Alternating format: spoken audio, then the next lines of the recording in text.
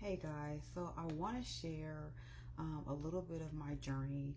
I was 43 years old, pregnant, but back back up a little bit. Before that happened, I was 24 years old, um, 23 years old actually, and I was told by the doctors that I had severe endometriosis, fibroids, and adenomyoma, and they told me that they were so glad that I already had my first child because I would never have any more children.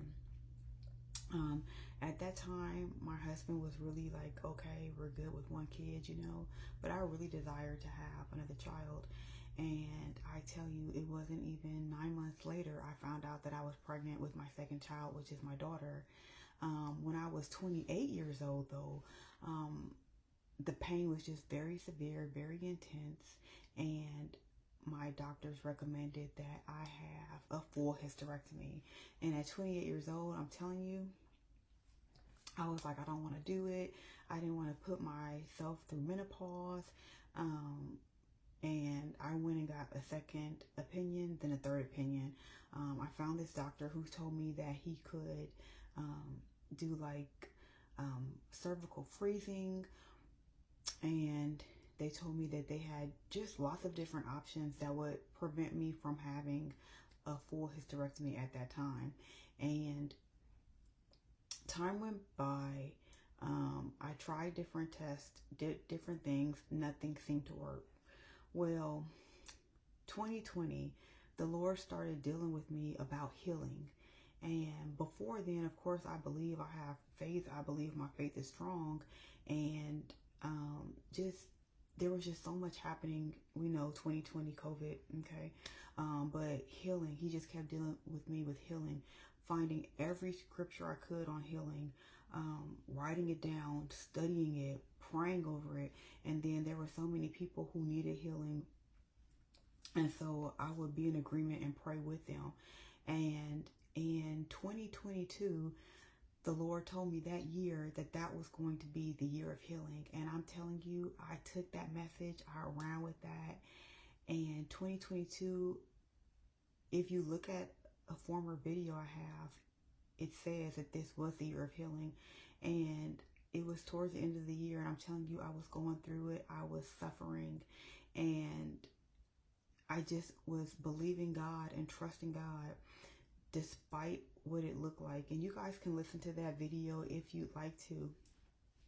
But from the time I was 28 until the time I was 43, it was just like super bad, okay?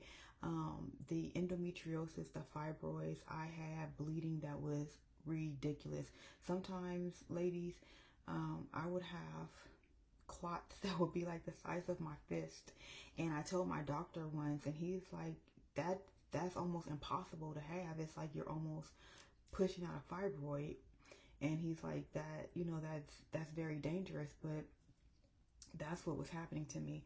I would even lose the ability to walk in one leg. I prayed, I fasted, I believe God, but there's the woman in the Bible who had the issue of blood. She went to all the doctors. Instead of her getting better, she was getting worse until she could touch the hem of Jesus' garment. Now I'm like, okay, Lord, I felt like this literal woman with the issue of blood, just bleeding uncontrollably, bleeding for weeks. Sometimes I think the longest time was like 2 months, and it's just like my condition keeps getting worse. And I would just hear the Lord tell me, wait, don't have a surgery yet. And in 2022, the Lord was like, okay, you can have the surgery now.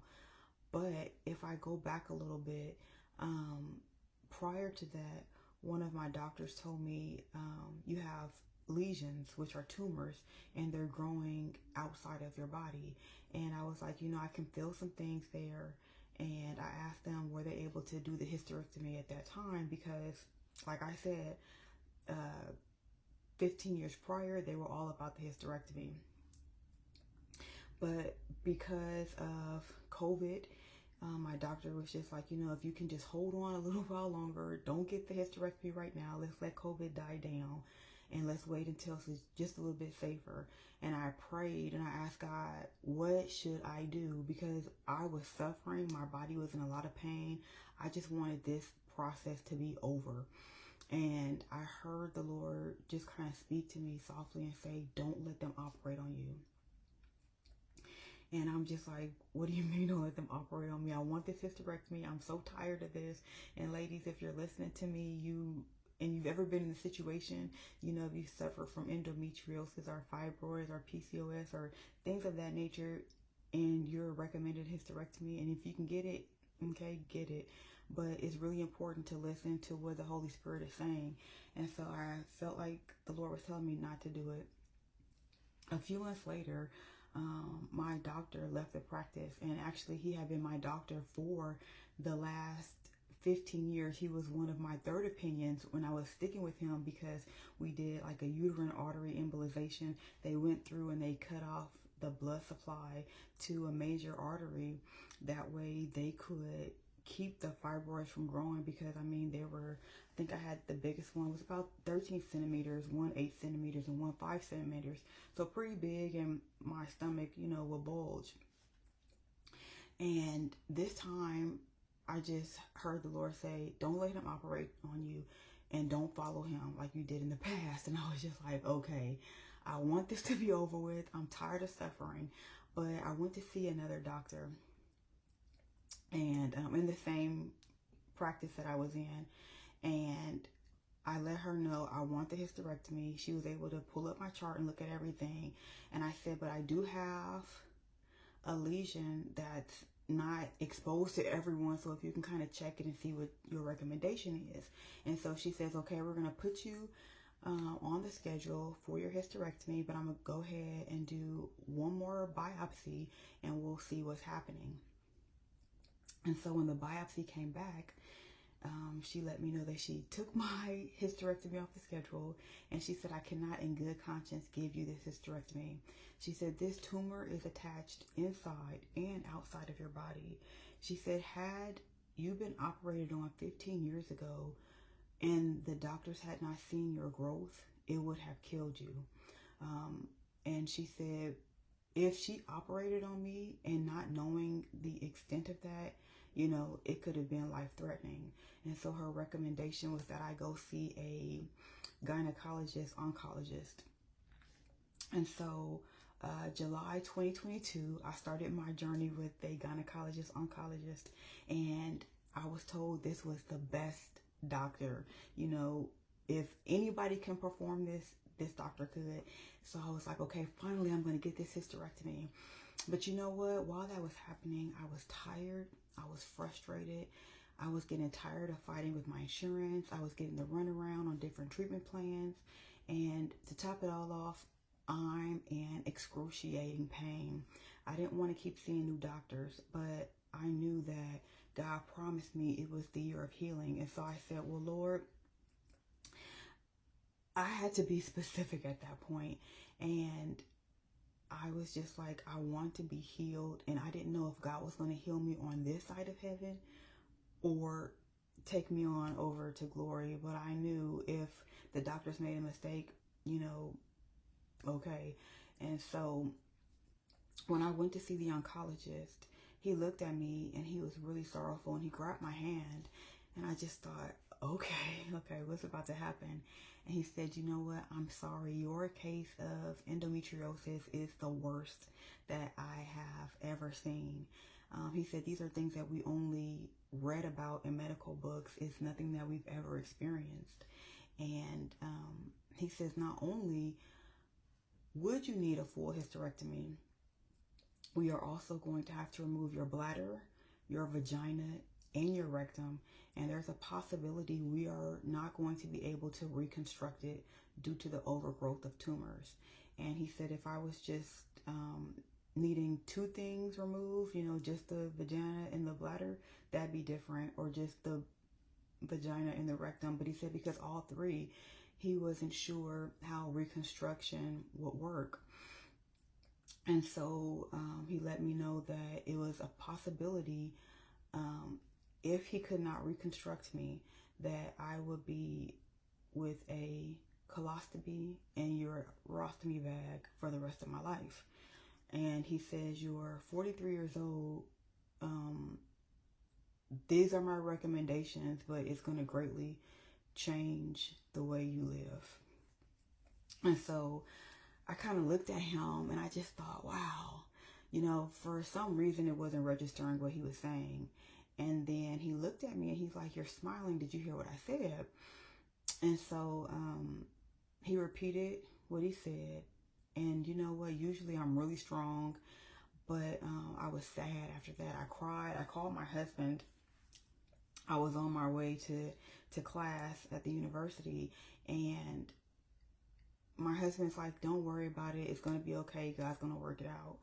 But I was really, really sad. And even though I had faith and I believed, I was just like, Lord, you told me this is going to be the year of healing. What is going on? And so they told me to go ahead and get prepared and prepare my DNR and things like that. And so they offered to have a nurse come in and help me because, you know, I was really, really weak at this time. And so I had to have another surgery in August of 2022. And after that, they performed another biopsy. And he says, you know what, the good news is the condition is not cancerous, but we can treat it with a light chemotherapy medication. And what it will do, it will stop your menstrual cycle and it will possibly shrink the tumors and heal your condition. He said they're going to try that treatment. And if in a few months we don't see that that's worked, then we'll have to go ahead and proceed with removing the organs. And I said, okay, you know what? It's worth a shot. Let's try it. So I was all for it. So I went in for the first treatment. And before I did that, I prayed. I told some close family and friends, and I have a women's group that I'm a part of. And I'm telling you, those prayer warriors prayed. They fasted. They stood in the gap for me. And so in September of 2022, I started the treatment. Now, what happened? My cycle stopped just like they promised it would. But my body did not respond to the treatment well. From my hips down to my toes, I had boils. And I'm telling you, I wake up every morning and I'd have these huge red boils just from the hips all the way down. And it was about the size of golf balls. And it just felt like my body from the hips down to my toes was on fire. And every time I moved, my body was just in excruciating pain. I was just red all over, inflamed. It hurt to move. I'm still trying to operate day to day and keep up with what needed to be done, but I was just sick. And then I moved on to where just a few days after that, just constant nausea, throwing up, and I was just like, oh my gosh, like 2-3 times a day. And I just thought, man, this medication is not helping. And so I reached out to the oncologist and just told him, I don't know if my body is agreeing. And he's like, you know what, usually the medication doesn't harm you this bad, because they gave me, you know, mild treatment. But he's like, you know, your body is really responding negatively to this.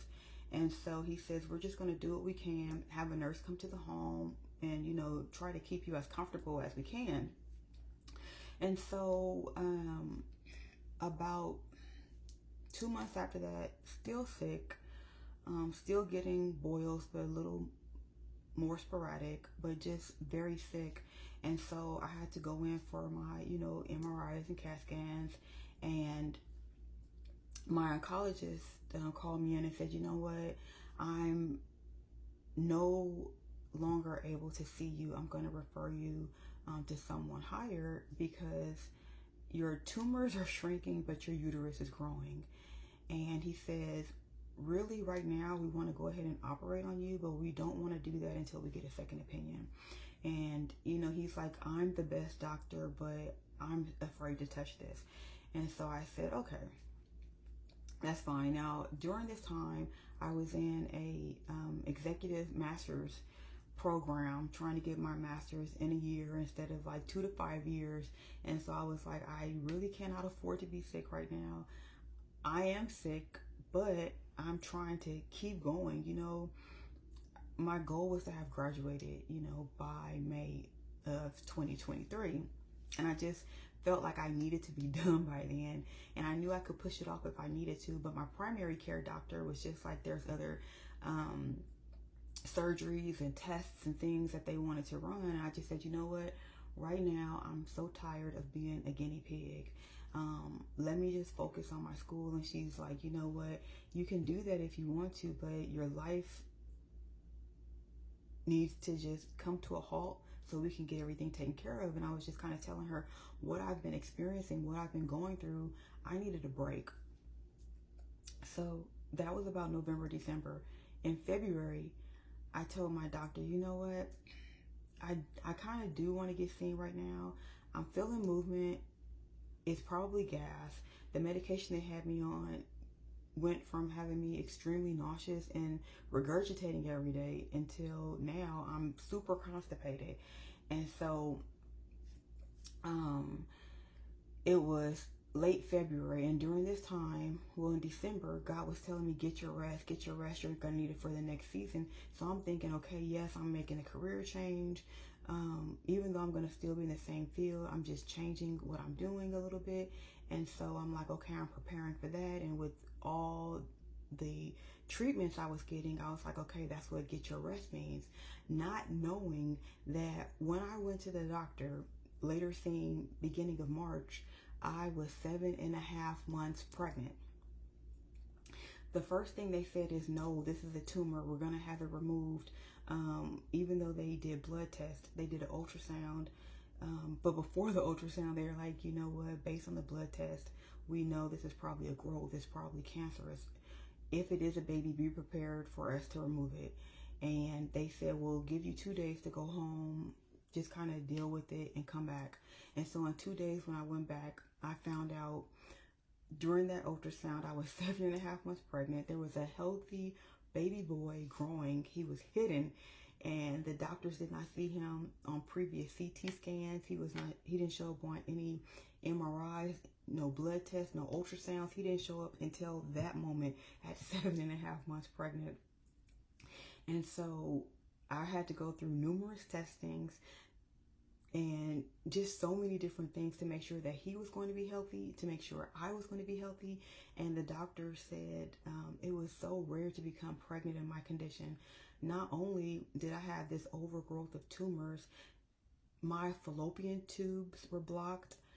Like, there was no chance that this could naturally happen. But God is a miracle worker. When he was saying to me in 2020 to pray about healing, when he was saying to me in 2022, beginning of the year, this is your year of healing, I had no idea that God was going to not only heal my body, but bless me with a baby. And so I just want to encourage somebody who's believing for healing. Healing is going to come for us in different areas. And one thing I did pray specifically when I was going through it, I did my DNR, I did my last wishes, and I was really okay to go. I told the Lord I was ready. Even though I had my 2 big kids, I told the Lord, I understand to be absent from the body is to be present with the Lord. And I was okay. I was at peace with that. I was tired of hurting. But then I started thinking about it, and I said, you know what, Lord? I feel like there's more work for me to do. I haven't completed everything that you've told me to do. I feel like there's so much that God put in me that hadn't come out yet. And so I really wanted to make sure that I fulfilled everything God said. So when it is my time to go, I'm empty of everything that God put in me. And so I was just like, you know what? I'm just going to believe. And so, not that I wasn't believing, I was just like, whether God healed me in heaven or whether God healed me on earth, I knew that God was going to heal me. I just didn't know how. And not only did I not know how, but when God healed me on this side of heaven, he also gave me my little bundle of joy.